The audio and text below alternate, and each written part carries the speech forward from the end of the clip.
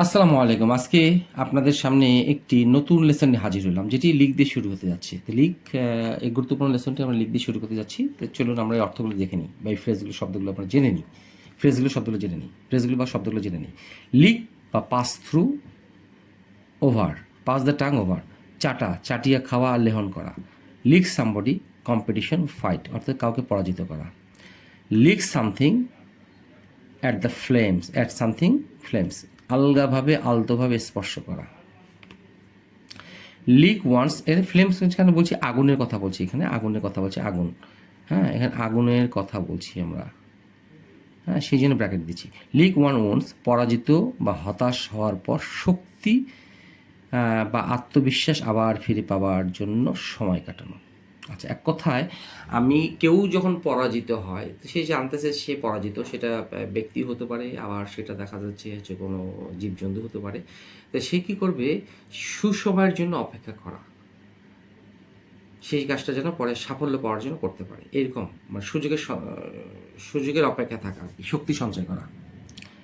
আচ্ছা, এখন হচ্ছে লিক অথবা স্প্যাক ওয়ান লিপস, কোনো কিছু খাওয়ার পূর্বে ঠোঁট দিয়ে জিহ্বা চাটা, ঠোঁট দিয়ে জিহ্বা চাটা, কোনো কিছু খাওয়ার পূর্বে ঠোঁট দিয়ে জিহ্বাটা চাটা, এক কথা চাটা, এক কথা লেহন। এখন আমি যেটা বলতে চাচ্ছি, কোনো কিছু খাওয়ার পূর্বে জিহ্বা দিয়ে ঠোঁট চাটা। আচ্ছা, এখন আমরা এক্সাম্পল ফলো করলে ক্লিয়ার হয়ে যাবে। অনেক প্রিন্টিং মিস্টেক আসছে, আমি আসলে এগুলো পরে রিভাইজ করার বা দেখার সময় পাইনি, সেই জন্য ক্ষমা চেয়ে নিচ্ছি আপনাদের কাছে। আপনারা এগুলো ইগনোর করে বাকিগুলো ইংলিশ ট্রান্সলেশনগুলো দেখবেন ঠিক আছে কিনা। আমের আচার খেয়ে মেয়েটি তার আঙ্গুল চাটছে। আমের আচার খেয়ে, the girl is licking her fingers, এই যে লিক মানে চাটা, পাসিং ও দ্য টাং ওভার, মানে এরকম হবে, the girl is passing the tongue over আর ফিঙ্গার্স, মানে এইভাবেও করা যেতে পারে, passing the T O N G tongue over her fingers, অথবা লিকিং হার ফিঙ্গার্স, এই দুটোর একটা যে কোনো করা যেতে পারে।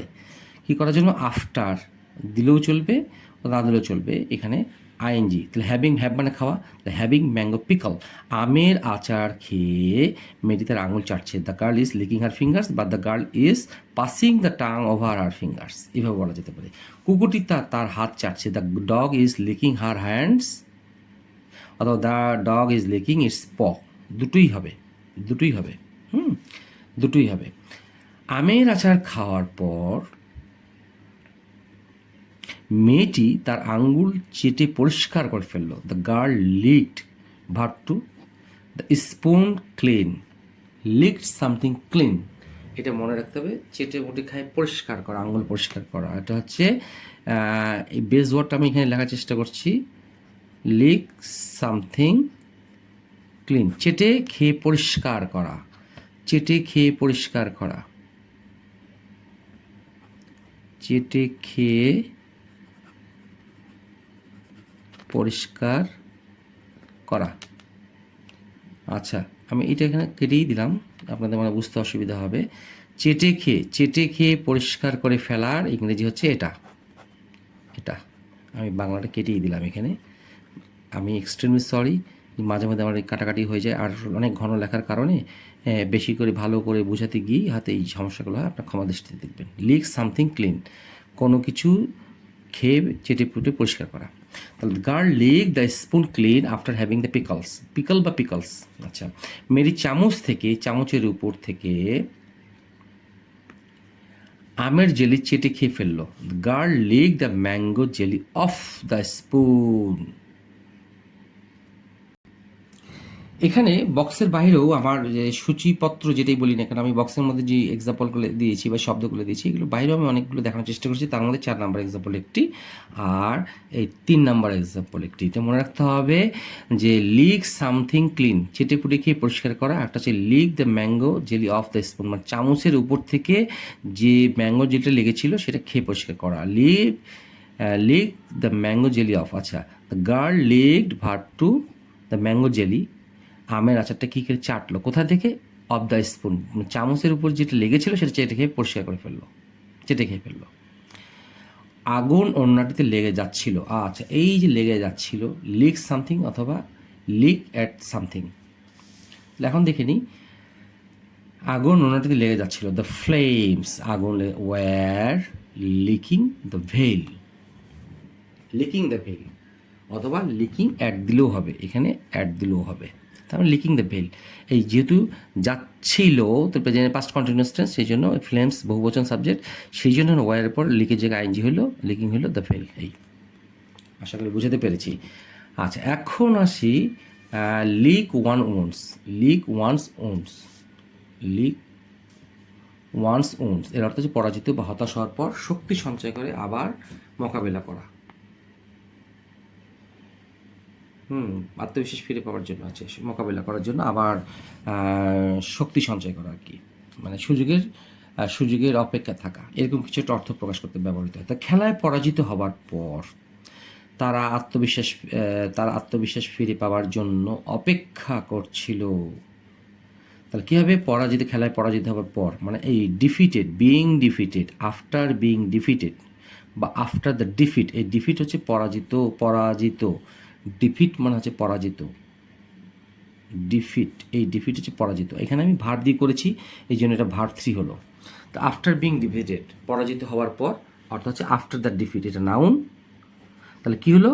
পরাজিতর পর বা পরাজিত হওয়ার পর, they were licking the wounds, তারা কি করতেছে? ক্ষত জায়গাতেই চাটতেছে। আমরা যদি জীবজন্তু দেখি যে তারা যখন আঘাতপ্রাপ্ত হয়, যে কোনো জায়গায় তাদের কেটে যাক, তখন কিন্তু তারা জিহ্বা দিয়ে প্রায় সময় চাটতেই থাকে, তার অর্থাৎ সেটাকে শুকানোর অপেক্ষা থাকে এবং সেই দিনের অপেক্ষা থাকে যে যেমন সেই যেন আবার সেটা স্বীকার করতে পারে। এই অর্থে আমি বোঝানোর চেষ্টা করেছি আর কি। দে আর লিকিং দেয়ার ওন্স, মানে এই টিমটি আবার আত্মবিশ্বাস ফিরবার জন্য আবার তারা অপেক্ষা করছে। তোমার আইসক্রিমটি হাতে দেখে বাচ্চাটি তার ঠোঁট দিয়ে জিহ্বা চাটছে বা জিহ্বাদের ঠোঁট চাটছে, জিহ্বাদের ঠোঁট চাটছে,